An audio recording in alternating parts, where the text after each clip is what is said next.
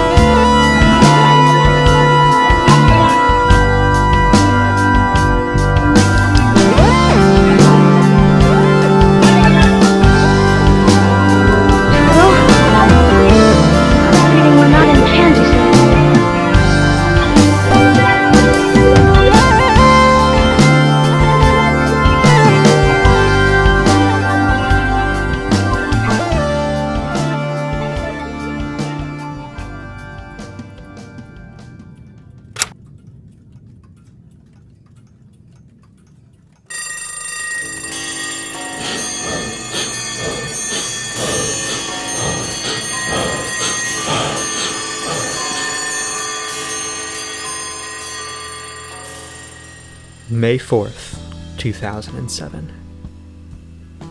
The Storm Prediction Center has issued a moderate, or level 4 out of 5 risk for portions of the central Great Plains. Driven by a 15% risk for tornadoes, meteorologists are forecasting a long day ahead for those in the region. Moisture across the plains is plentiful. Humidity is brutal.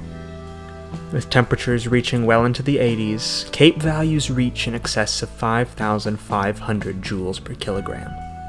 Ample energy to fuel supercells. Wind shear in the upper atmosphere is high, allowing for the development of intense rotation in any storms that can get going. The morning is quiet. Look up. The sky is blue. A gentle breeze rolls across the plains. It's peaceful. For now. Shortly before 5 p.m., the first storms of the day initiate off the dry line in the Texas Panhandle. Around 6 p.m., a tornado warning is issued for one of these supercells as it crosses the Texas-Oklahoma border, near the town of Arnett. It takes mere minutes for the storm to produce a tornado, the first of the day. This twister proves to be very photogenic, storm chasers such as Reed Timmer wasting no time documenting it on video. Meanwhile, to the north, additional storms have begun to fire along the Kansas border. Taking advantage of the excellent environment, they explode, just as the sun begins to set over the heartland.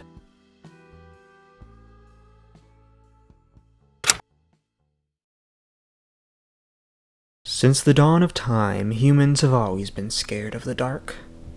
Our earliest ancestors harnessed the power of fire to see before we even had language. Ancient humans rarely ever left their villages unless the sun was there to light the way. It's part of who we are. It's an instinctual fear cemented in us from millions of years of evolution. But it's not the darkness itself that frightens us, but rather what lies within it. It's in the darkness when we're at our most vulnerable. Unable to spot danger lurking in the shadows, suddenly we go from the hunters to the hunted. Apex predators no more, our imaginations wander, conjuring a wide array of beasts and monsters that may be hiding nearby. Some more real than others. Fueled by the intensifying low-level jet, wind shear begins to strengthen high in the atmosphere, leading to rotation within these storms intensifying, just as the light of the moon replaces that of the sun. The moon is nearly full, a symbol of danger, and a harbinger of doom for the superstitious types. It doesn't remain visible for long, though, soon obscured by incoming storm clouds. At 8:40, the National Weather Service issues the first tornado warning for the cell as it enters Clark County, Kansas.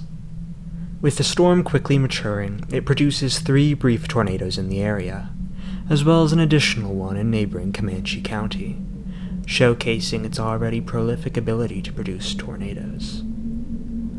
Meteorologists at news stations in Wichita, as well as the National Weather Service office in Dodge City, note rapidly increasing rotation within the storm as it continues moving to the northeast. As the clock strikes 9, yet another tornado touches down, this one just to the northwest of the city of Coldwater. Unlike its predecessors, however, this tornado would prove to be different. Longer-lived, more powerful. While storm chasers on the ground didn't know it yet, they were witnessing the birth of a monster. The Greensburg tornado has just touched down.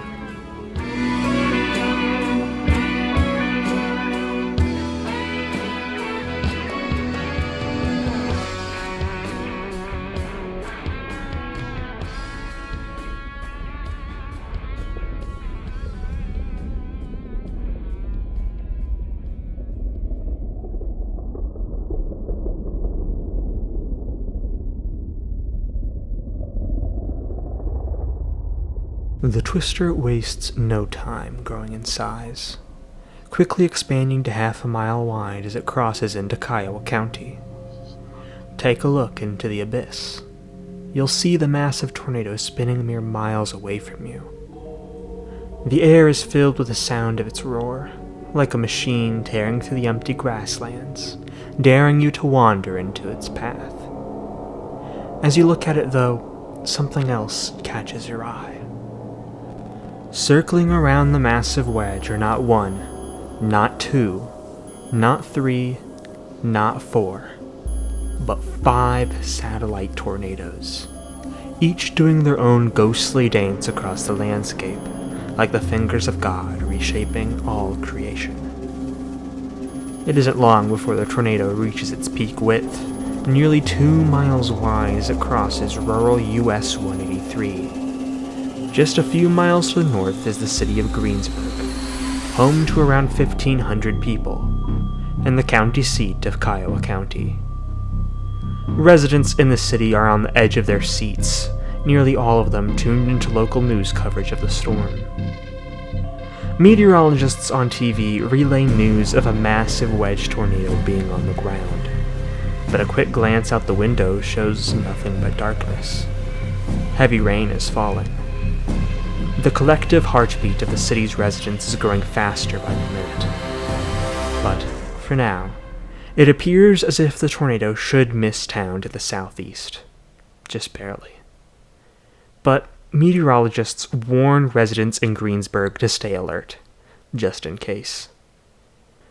A few miles outside of Greensburg, you sit there, as the wind begins to pick up. The occasional lightning strike provides you with only a momentary view of the twister, but it keeps getting bigger, and bigger, and bigger, until suddenly you realize the tornado is coming right at you. Panicking, you try to drive away, going as fast as you can down the isolated country roads of rural Kansas, but it keeps getting closer. The wind is getting stronger, and suddenly all you see in your rearview mirror is a massive wall of swirling death. Suddenly the hunter has become the hunted.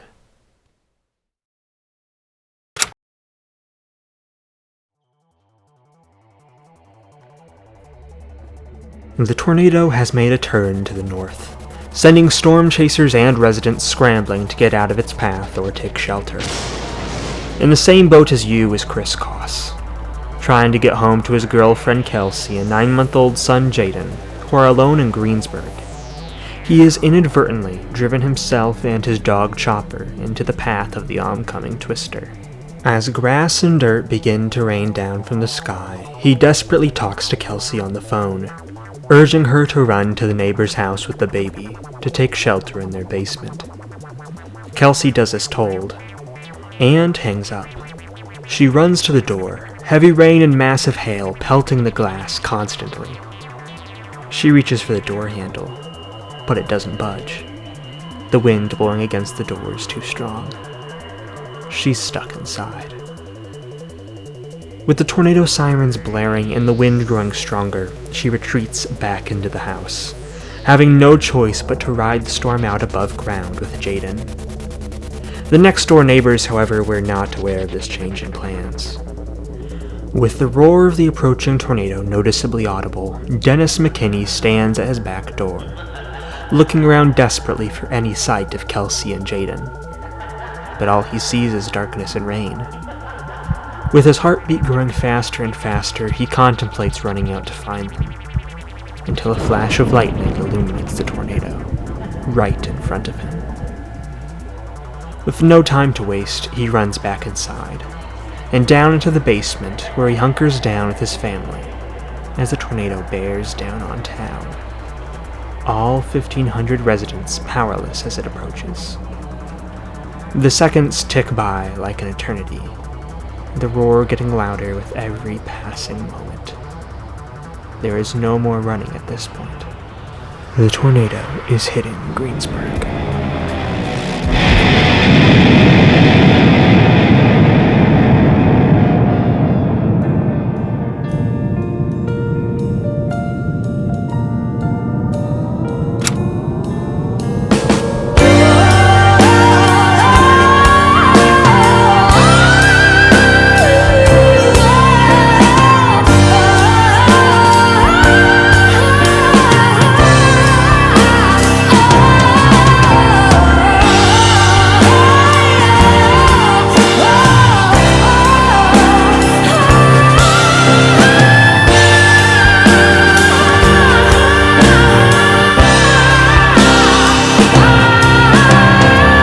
Ever wondered what it's like to experience 200-mile-per-hour winds? Only a rare few have ever done so and lived to tell the tale. The human body simply wasn't made to withstand such power. The sound would be deafening. All you'd be able to do is stare on as the winds fling you high in the sky, coming face to face with your own mortality, or sit there, holding on for dear life, hoping and praying that you stay on the ground. That's exactly what the McKinneys were doing as the twister struck their home head-on. Metal, wood, and everything flying in the air around them, they lay low, and wait for the tornado to pass. Lucky enough to have sheltered in a basement, they escape unharmed, but soon find the basement steps to be blocked by debris, materials that formerly made up their home blocking the way.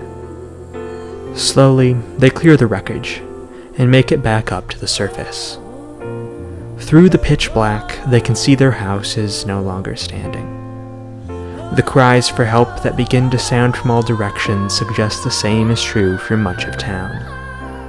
Then, Dennis remembers. Kelsey and Jaden. Urgently, he rushes towards their home, tripping over piles of debris as the rain continues to pour down upon him. He fears for the worst, that they had been outside when the twister struck. Their house, too, is reduced to rubble. Dennis and his daughter Lindy quickly begin to sift through the debris, looking for any sign of life. Suddenly, a voice. It was Kelsey. She was still alive. The McKinneys rush towards the source of the voice and reach down, trying to find the woman and her baby.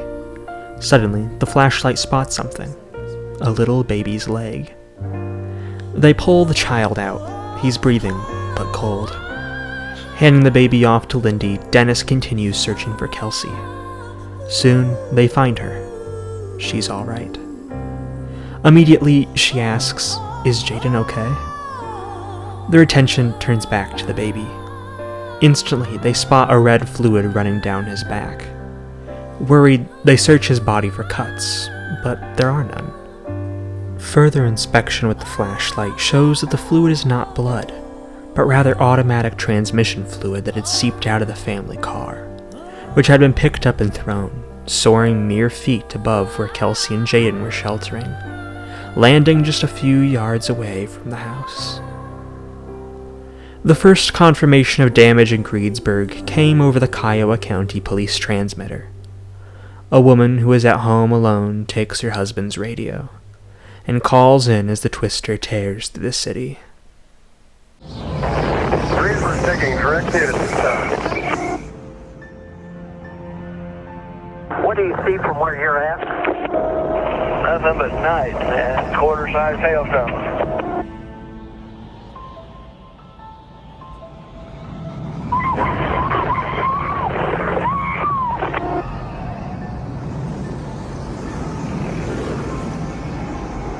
And so, can you get a location where the people trapped at?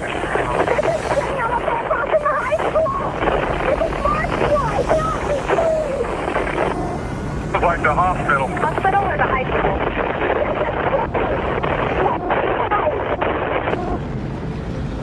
You're very good one. Where are the children trapped? Oh.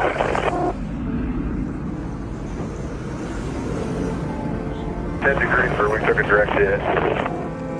Where's that tornado at? Having gotten out of the path of the tornado, you look on as the wedge continues moving north, now surrounded by the debris that formerly made up the city of Greensburg. Chris Koss, however, is not so lucky. Having lost all contact with Kelsey and Jaden, he assumes the worst, and continues driving full speed towards town. Even as he watches trees and power lines crashing down in front of him, he keeps going. But his truck can only do so much against the power of Mother Nature.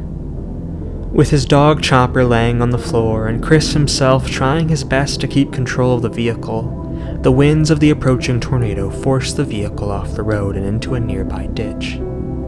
Determined to keep going, however, Chris manages to get the truck out of the ditch and back on the road as the winds begin to die down. Just to the west is a tornado, rapidly growing smaller and weakening as it begins to occlude. As he approaches the side of town, he finds the roads impassable. He gets out of the truck and begins to run into town. Quickly, he becomes disoriented. The city he had lived in for so many years was unrecognizable. On the other side of Greensburg, you drive into town, looking for a way to help those who had been hit. Here, you meet Cake TV storm chaser and photographer Lanny Dean. Having tracked the storm since the beginning, he and his team had provided vital information to local meteorologists as the storm approached Greensburg, his commentary alerting many to the approaching monster. Now, he was face to face with the Twister's carnage. He is speechless. They hop out of the car and rush to nearby buildings, where search and rescue operations are well underway. Where at? You're back? Yes. He goes weight on his back. Hang on, we're gonna push it out of the way off the side. Run! Let's get heavy on it. Run! Careful. Run! That there's probably holding some up,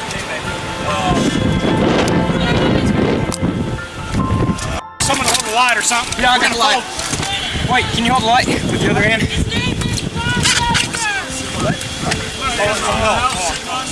I want more guys over on that side so I can pick it off. All right. That thing's on the way off. Lenny, how are you doing?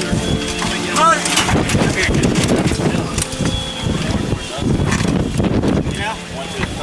Start that. Yeah. Let's make sure we got a clear pass so we can get out. You ready? Ready?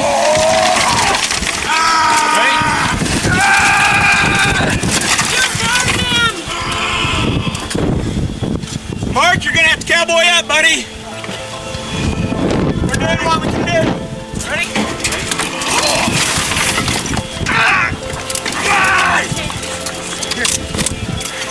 Ready to flip it over now? Flip! Yeah, flip it.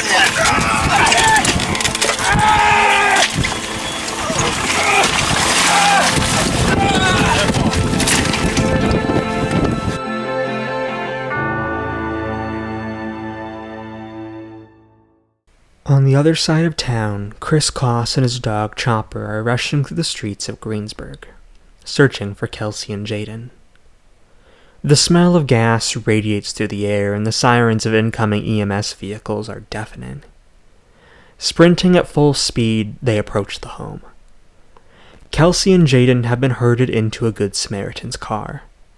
From the car window, Kelsey spots Chopper. Getting out, she greets the dog happily, before finally spotting Chris. The family had been reunited, safe and sound after all. Though their lives have been destroyed, all that matters in that moment is that they're okay. As the sun rises, the extent of the damage becomes apparent. Over 95% of Greensburg is destroyed. Local emergency management tell officials to bring every body bag they have, anticipating an apocalyptic number of fatalities. In the end, 11 people are confirmed to have been lost in the storm. Claude Hopkins was 79 years old. Those who knew him described him as always having a smile on his face. An adventure lover, his roots ran deep in Greensburg. His relatives founded the town in the 1800s. He was overtaken by the tornado while outside, running to his car in an attempt to get out of the twister's path. Larry Hoskins was 51. His sister said he lived his life as if he was free as a breeze. Originally from South Dakota, he moved to Greensburg in the 70s and decided to spend the rest of his life there, going on to found his own bar called Larry's Place. He was at home when the twister struck. David Leone was 48. A lover of all things science, he was a devoted reader of popular science magazine. Described as having a searching, inquisitive mind, he was in his mobile home when the tornado struck. Colleen Panzer was 77. Described as being the most generous person you'd ever know, and as someone with a big heart, she touched the souls of everyone she knew. Ron Rediger was 57. He had moved to Greensburg just 2 years prior, but relatives said he quickly found it to be a loving and welcoming place. He had just started a new job when the twister struck. He was found under the rubble, his home lacking a basement. His first paycheck from his new job was sitting in his mailbox on that fateful night. Evelyn Kelly was 75. A lifelong Kiowa County resident, she had raised a family in the area, and resided in an apartment complex in Greensburg when the twister struck. Described as quiet and a passionate gardener, she was loved by many. Sarah Tackett was 72. She loved horses and spent countless hours with them throughout her life. Her sister Julia recalled in an interview that she would often sneak out late at night during their childhoods, just to go to a nearby field to ride the stallions under the moonlight. Beverly Vaz was 52. A local business owner, she ran a company in Greensburg with her husband. An intelligent lady, she adored cats and loved knitting and weaving. Max McColm was 77. He was staying with his daughter after having shoulder surgery. He suffered a head injury during the twister and ultimately died a few months after the disaster. He is remembered as a caring husband and a loving father by his children. Richard Fry was a 62-year-old traveler from New Mexico. Described as a very, very friendly loner, he was a wandering spirit.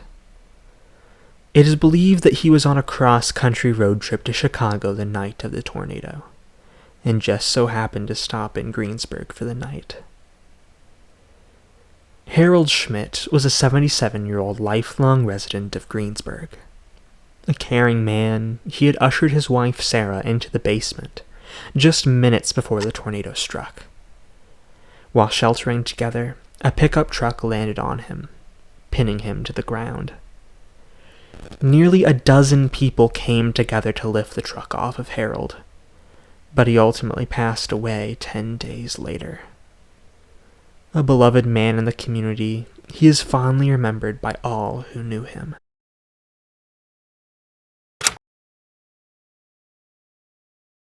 Mikey and I split off from Eric Duncan and went to the first house. People were they were digging. At this point, we saw flashlights and you could hear people.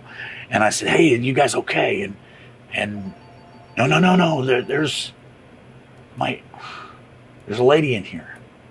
And we thought that we would help. And we got down to her. Her leg was about half severed off.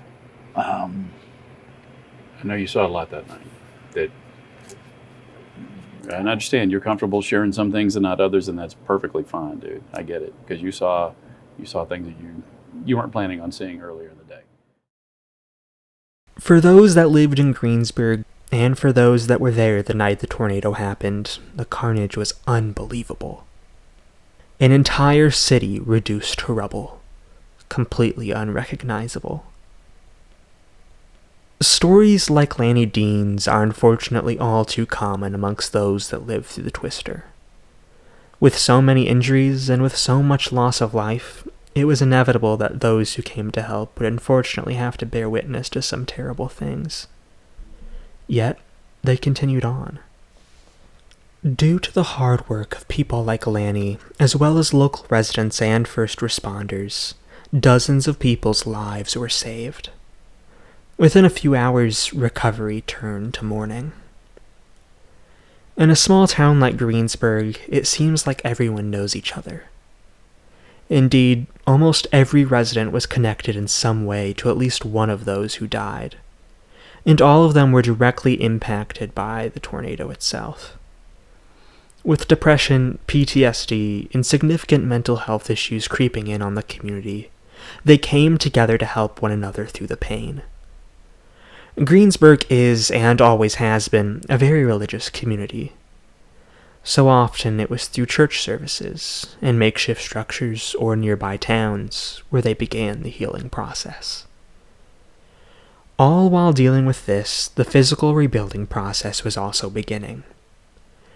Everyone in Greensburg would tell you that before the tornado, the town wasn't exactly in the best place economically. Like most small rural communities, the population had been declining for decades.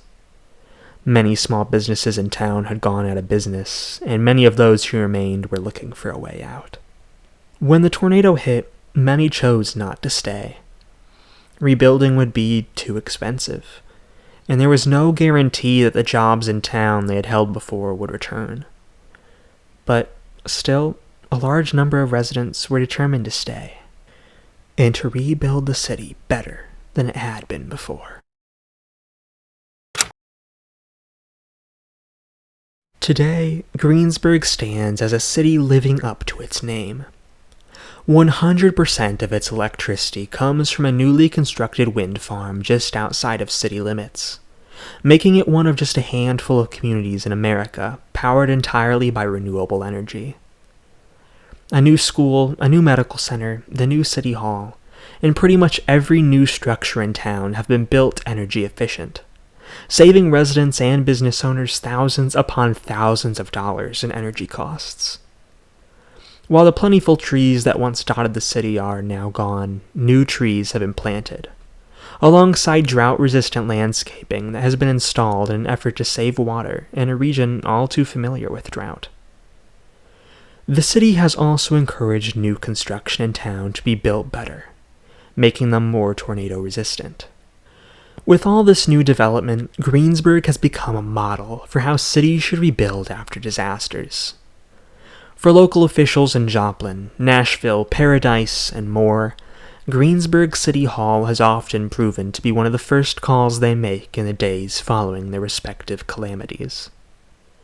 As you return to Greensburg, you look around and remember that night. The smell of the gasoline, the sound of the wind, the cries of those trapped in the rubble. It all still feels so fresh.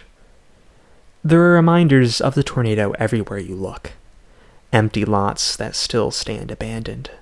Slabs where houses once stood. The mangled remains of trees that once stood mighty and tall. Not everything is perfect in Greensburg. As stated previously, many people never came back. The city had lost over half of its population by the time the 2010 census came around, and the population is still slowly shrinking. Not even all of the new infrastructure projects have gone as planned. A new business park in town, constructed to attract new companies and bring jobs to the area, still sits empty. But when you look back at what the town looks like after the tornado, it really has come a long way. The fact that we can even call Greensburg a success story in the first place is astounding. Some towns never even rebuild after such terrible disasters, wasting away until they become ghost towns, lost remnants of a far-gone era. But Greensburg is different. To be able to call themselves a model of disaster recovery is nothing short of a miracle. It's proof that even when the all-consuming darkness of the moon overtakes the light of the sun, beauty can still exist, and something greater can be created in the process. This has been Overcast. Thank you for watching.